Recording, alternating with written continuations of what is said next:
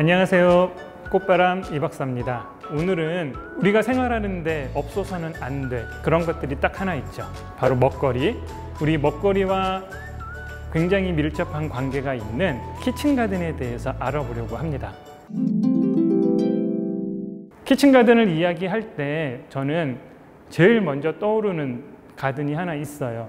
때로는 사람들이 이 정원이 인류 최초의 정원이었다라고 이야기도 합니다. 아마 모든 사람들이 한 번 정도는 이야기를 다 들어봤을 것 같아요. 에덴 동산이라고 하는 에덴이라고 하는 가든이 성경에 나오고 그것이 인류 최초의 정원이라고 이야기들을 많이 합니다. 선과 악을 구별할 수 있는 열매, 그 열매가 심겨졌던 곳 에덴, 이것이 바로 우리 정원의 시작이 아니었을까? 바로 거기에는 우리가 따먹을 수 있는 열매, 키친가든의 시작. 그렇게 생각하다 보면 우리가 지금 너무 아름답게 예쁘게 즐겁게 가꾸면서 바라보고 있는 정원이 키친가든에서부터 시작했구나 라고 우리가 한번 이해할 수 있을 것 같아요. 예전에는 정원이라고 하는 것들이 없었겠죠. 채집을 해서 열매들을 따 먹으면서 생존을 했었어요. 이 열매를 하나 따려면 굉장히 먼 곳까지 우리가 이동을 해야 됐어요. 걸어서 가고 먹을 수 있는 식물들, 열매들 이런 것들을 어렵게 채집을 해와서 자기가 살고 있는 곳, 움막이라든지 아니면 동굴 이런 데 와서 먹습니다. 열매를 먹게 되면 꼭 생기는 게 하나 있어요. 씨앗이 나오죠. 씨앗을 그냥 뱉어버리는 거죠. 그렇기 때문에 내가 살고 있었던 주거지 근처에 내가 따와서 먹었던 식물들의 씨앗들이 뿌려지게 됩니다. 어느 날 보니까 내가 먹었던 것들이 주변에서 막 자라고 있는 거예요. 왜 내가 멀리 걸어가서 따왔던 열매가 내 집 앞에서 자라고 있는 거지? 이 생각을 하게 된 거죠. 그래서 사람이 내가 뭔가 이런 것들을 앞에다 뿌려서 심게 되면 얘들이 자라서 내가 멀리 가지 않아도 얘들을 따먹을 수 있겠다 라는 생각까지 미치게 되고 결국엔 그것에서부터 시작을 해서 집 앞에, 주거지 앞에 식물을 심는 일들이 벌어지게 되는 거죠. 근데 사람뿐만 아니라 이 열매들을 좋아하는 애들이 또 있었어요. 동물들, 채식 동물들. 얘네들이 내가 애써서 키우고 있는 열매를 막 따먹는 거예요. 그래서 사람들이 담을 치기 시작을 했습니다. 야생동물로부터 보호하기 위해서. 그래서 정원이라고 하는 가든이라고 하는 어원을 살펴보게 되면 가르 플러스 오덴이라고 하는 표현을 써요. 그래서 가르가 인클로저, 뭔가 둘러싸여져 있고 오덴은 우리 아까 말씀드렸던 에덴 동산. 그래서 뭔가 플레저, 즐거움을 느끼면서 뭔가 할 수 있는 공간. 이렇게 합성어가 가든이 된 거거든요. 처음부터 펜스를 둘러싸 놓고 거기에 뭔가 꽃을 심었던 게 아니라 먼저 먹을 수 있는 식물들을 심고 거기서부터 파생돼서 얘들을 보호하기 위해서 담장을 둘러서 이게 정원으로 발전을 하게 된 거죠. 그래서 우리가 키친가든을 이야기할 때 키친가든이 정원의 오리진이다 라고 이야기할 수가 있는 거죠.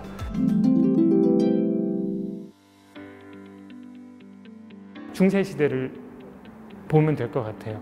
전쟁이 어마어마하게 많았던 곳이에요. 시대예요. 키친가든들이 그 전쟁을 통해서 굉장히 황폐화가 되고 싹 없어지게 돼요. 그런데 유일하게 살아남았던 곳들, 종교인들이 모여 있었던 수도원, 그 다음에 왕들이 모여 있었던 궁전. 유일하게 전쟁에 그 피해가 없는 수도원 안에서 굉장히 양질의 그런 채소들 또 허브류들이 막 재배가 됐거든요. 그러면 이제 이걸 통해 가지고 막대한 수익 얻게 되는 거죠. 그리고 궁전에 있는 키친가든은 너무 당연하죠.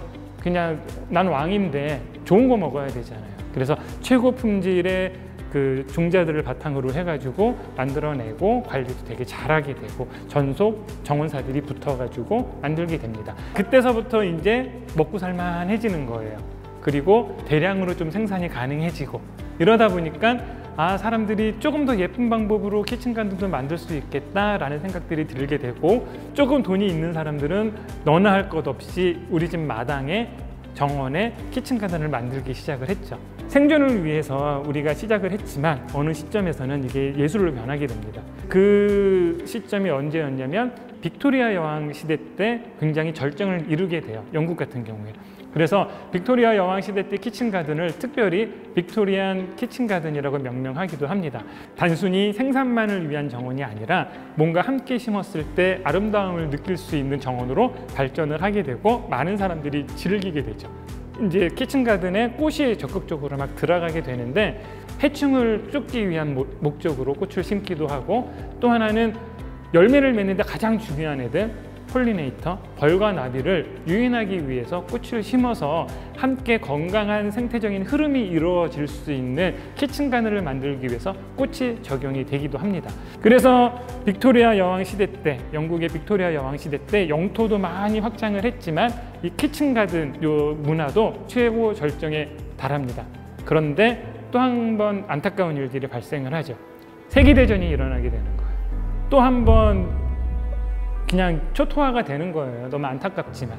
전쟁이 끝나고 우리가 이제 농업혁명이 일어나면서 농업 기술이 엄청나게 발전을 하는 거예요.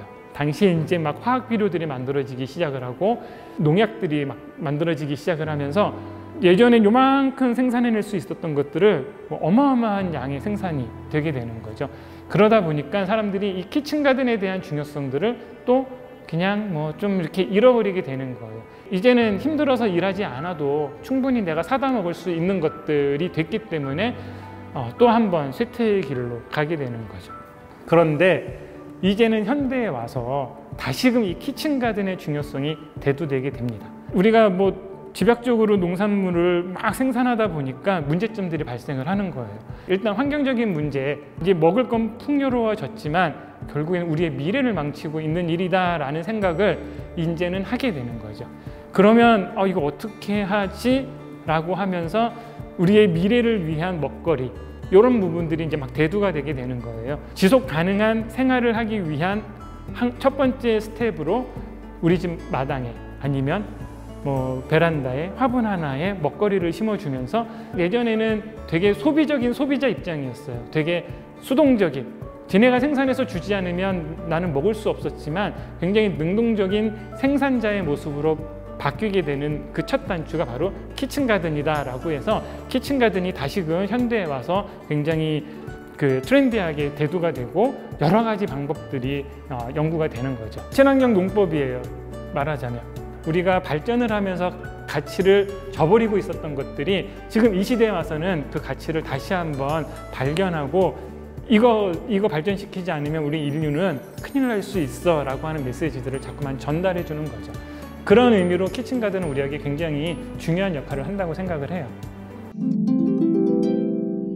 요즘은 키친가든이 단순히 먹는 것뿐만이 아니라 이제는 컨셉, 테마를 가지고 뭔가 발전을 시켜 나가는 추세거든요. 그래서 디자인적인 트렌드로 그 키친가든, 이게 이제 막 전면으로 드러나게 되는 거죠. 근데 키친가든 하면 딱 떠오르는 채소들이 꽃이 아니에요. 키친가든의 주인공들은 열매 또는 잎사귀 아니면 줄기, 심지어는 뿌리거든요. 그래서 이런 것들을 대놓고 뭔가 쇼가든에 하기에는 사람들을 설득하는 데 좀 설득력이 좀 떨어지기도 했어요. 근데 꼭 해보고 싶었었거든요. 그래서 해마다 제가 이제 우리 식재에 대해서 스타일 가이드를 만들 때 시즌별로 저희들 컨셉을 만들어 가는데, 그때 제가 던져줬던 화두가 꽃도 예쁘고 너도 예쁘다였어요. 꽃만 예쁜 줄 알았더니 잎도 예쁘고 줄기도 예쁘고 다 예뻐. 이걸 한번 보여주자 라고 해서 그해 가을에 저희들이 키친가든을 에버랜드 포시니스 가든에 연출을 합니다. 꽃만 심었던 정원에 정말 상추가 심겨졌으니까, 막 그런 우리가 식탁에서 보던 애들이 심겨졌으니까 많은 사람들이 거기서 이걸 정원에 심어도 이렇게 예쁠 수 있구나 라고 생각하고, 많은 키친가든들이 우리 집 마당에 아니면 우리 집 베란다에 아니면 우리 집 마을에 이렇게 만들어지기를 기대하는 마음으로 키친가든을 만들었었어요. 저는 스스로 평가하기에 에버랜드 역사상 가장 혁신적인 정원이었다고 평가를 해요. 물론 지금은 마트에서 사다가 먹는 게 제일 편하고 어떻게 보면 양질의 음식을 먹을 수 있겠지만, 뭔가 식물하고 소통하면서 이것들을 내가 섭취하기도 하고 다시 갖고 보기도 하는 이런 과정들을 통해서 소소한 힐링을 얻을 수 있을 것 같아요. 다음 편에는 저희가 실전편, 이 이론을 바탕으로 해서 어떻게 우리 집 집에 키친가든을 만들 수 있을지 한번 이야기해 보려고 합니다. 키친가든 만들기 절대 어렵지 않습니다. 이 박사와 함께 오늘부터 바로 한번 시작해 보실까요? 정말 상극이야 니네는 키친가든 실전편을 한번 알려드리려고 합니다. 다이어트에 좋은 채소를 심는 거, 캠핑족들을 위해서 심는 식물들, 두 가지 테마로 나눠서 키친가든을 구성해 보면 어떨까? 식물의 궁합 궁금하신다면 주저 마시고 나한테 연락해.